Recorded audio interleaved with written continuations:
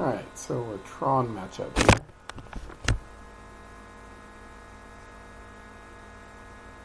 Yeah, we talked a little bit about the Tron matchup. So, let's see. I keep the hand. It is a risky one, but I liked it because, I have a pretty strong lock here, and I figure I can stirrings into a bridge if I need to, or a needle, or whatever I need to do.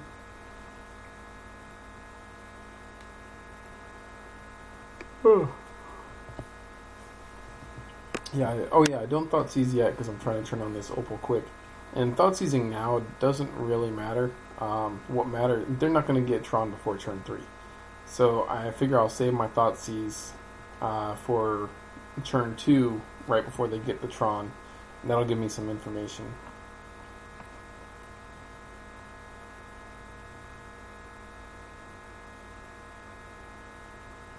And I draw an opal off the top, which is pretty good. So here I see my threats I have to worry about are stirrings and engine, and I'm pretty happy about that because stirrings is really the only thing I got to worry about. I can just stop an engine from with a ensnaring bridge. So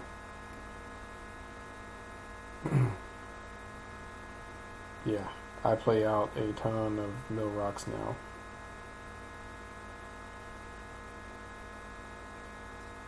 And there's a bridge on top. That's pretty much game.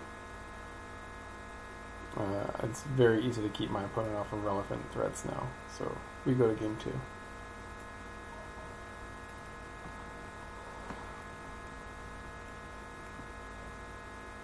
Oh yeah, it's 61 card deck still. This is back when I'm still running 4 cranes.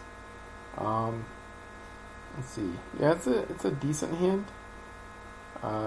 I do have to, my opponent, let's see, 1, 2, pretty close to Tron here. Has a map for the third, and there's Nulamog.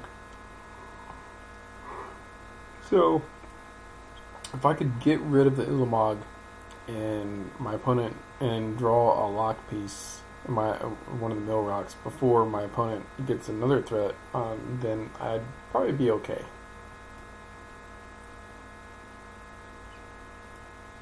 Yeah. Unfortunately, my opponent does draw a chromatic sphere.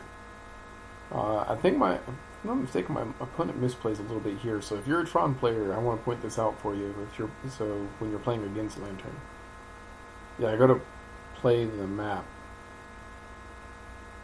and I named Karn because Karn is the one that they have a 4 of, and that's the worst case scenario at turn 3.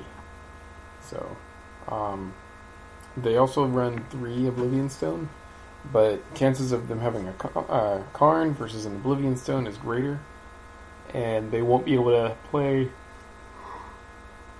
and pop an Oblivion Stone on turn 3 with Tron. So that gives me a little bit of time. I was tempted to name Oblivion Stone though because I had Spellskite, and that would buy me time against a Karn. But either way, the matchup is tough because of those two.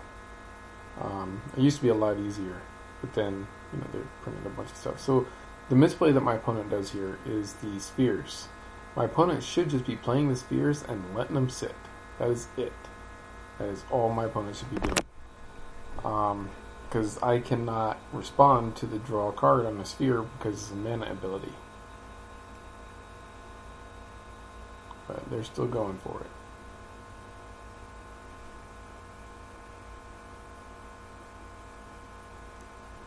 Yeah, I don't know that my opponent has an Ulamog in hand, so I sacked my Lantern to try to shuffle away the Ulamog that was on top.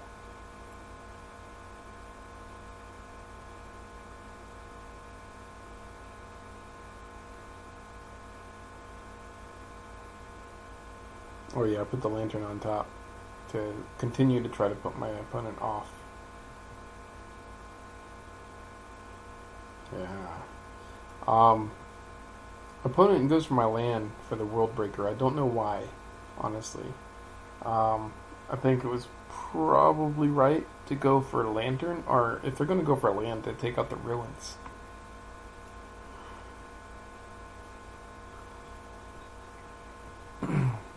Yeah, unfortunately. Oh yeah, an opponent here, they target my bridge with Ulamog. So what I can do here is I can sack the lantern to shuffle something. But I don't mind that star being on top. So I do redirect the one from bridge to Spellskite. I think the correct play here for my opponent was to target Spellskite and bridge.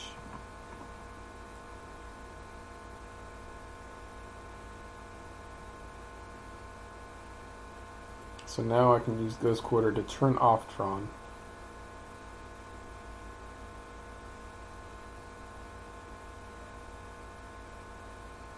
Oh. Oh yeah, I think this is where my opponent timed out. Crap. Well, crap balls. Yeah.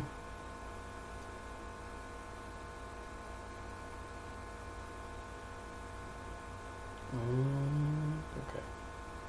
Yeah, so unfortunately. But yeah, my plan here was to Ghost Quarter the tower and shut off my opponent's Tron, and then get my lantern back. Or no, I couldn't because the lantern was exiled. And get I don't know, like something hopefully off the top. Like I can't even see what it was, but yeah. So if you're a Tron player, I think the correct play is to hold on to those spheres and just let them sit there until there is a card on top and you want to draw it.